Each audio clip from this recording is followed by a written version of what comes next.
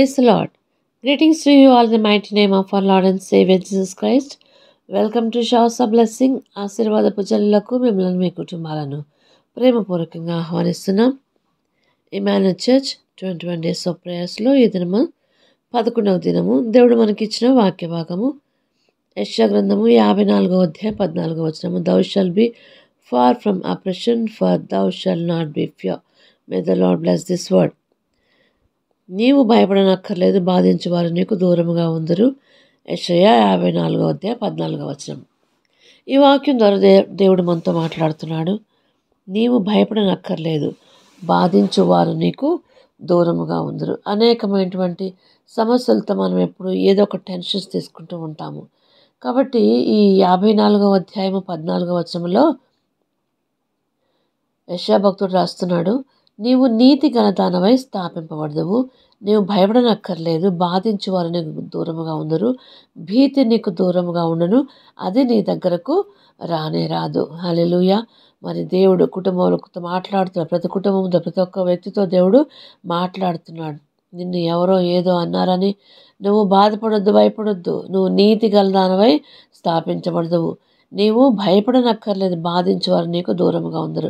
ఎప్పుడైతే మనం దేవుని సందుకు వస్తామో, ఆయన సందులో మనం గోజాడతామో, మనకు వ్యతిరేకంగా జరిగేటువంటి ప్రతి ఒక్క మరి శక్తిని కూడా దేవుడు మరి నాశనం చేసేటువంటి వాడిగా ఉంటున్నాడు. హల్లెలూయా.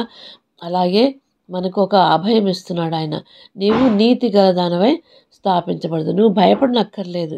ఎందుకు అంటే మరి ఎవరైతే నీకు బాధ పెట్టాలనుకుంటున్నారో, మరి ఏ యొక్క పరిస్థితి అయితే నేను బాధ పెట్టాలనుకుంటుందో ఆ పరిస్థితిని దేవుడికి దూరం చేయబోతున్నాడు.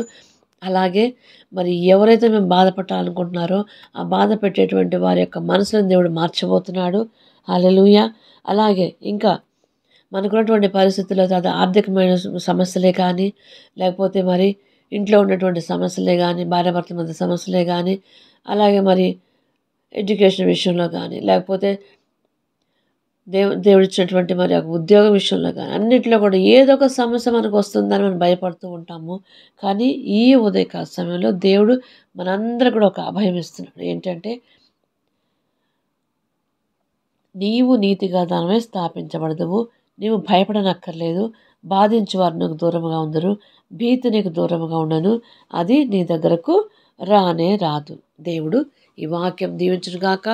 ఈ యొక్క వాక్యం వింటున్నటువంటి ప్రతి ఒక్కరు కూడా మరి ప్రతి విషయంలో కూడా అదొక అనారోగ్య సమస్య కావచ్చు, లేకపోతే ఆర్థిక సమస్య కావచ్చు, కుటుంబ సమస్య కావచ్చు, ఏ సమస్యనైనా సరే దేవుడు మన పక్షమున ఉండి మనకు పోరాడే వాడుగా ఉంటున్నాడు. మనకు విజయం ఇచ్చేటువంటి దేవుడుగా ఉంటున్నాడు. హల్లెలూయా. కాబట్టి దేని కూడా భయపడక మనము దేవుని చూస్తూ మనం ముందుకు సాగుదాము. దేవుడి వాక్యం దీవించుగాక. ప్రార్థన చేసుకుందాం. మహాగరుడ మహోన్నతుడ మా మంచి యేసయ్య, నీ పరిశుద్ధ నామమునకు స్తుతులు స్తోత్రము తండ్రి. దేవానికి వందనం చెల్లించుకుంటాం. నేను ఉదయకాశంలో షవర్స్ ఆఫ్ బ్లెస్సింగ్స్ ద్వారా మీతో మాట్లాడే విధానం బట్టి దేవానికి వందనం యేసయ్య. ప్రభు నా తండ్రి, నాన్న ఇమాన్యుయల్ చర్చ్ 21 డేస్ ఆఫ్ ప్రేయర్స్లో మరి 11వ దినము. ప్రభా యేసయ్య, నువ్వు భయపడనక్కర్లేదు, బాధించువారు నీకు దూరముగా ఉందరు అని నీ యొక్క వాక్యం ద్వారా మమ్మల్ని బలపరిచవుతాను. నీకు వందనములు. ఒకవేళ కుటుంబంలో సమస్య, అది నీకు దూరం చేస్తా అంటున్నాడు దేవుడు. అలాగే నాయన ప్రభా, మీరు మాతో మాట్లాడిన విధానం బట్టి ప్రభా, ఒకవేళ జాబ్లో సమస్య, ఆ యొక్క సమస్యను కూడా తొలగిస్తాను వాగ్దానం చేస్తున్నావు తండ్రి.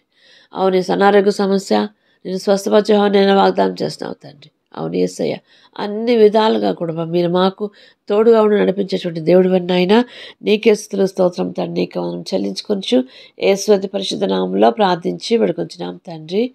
ఆమేన్.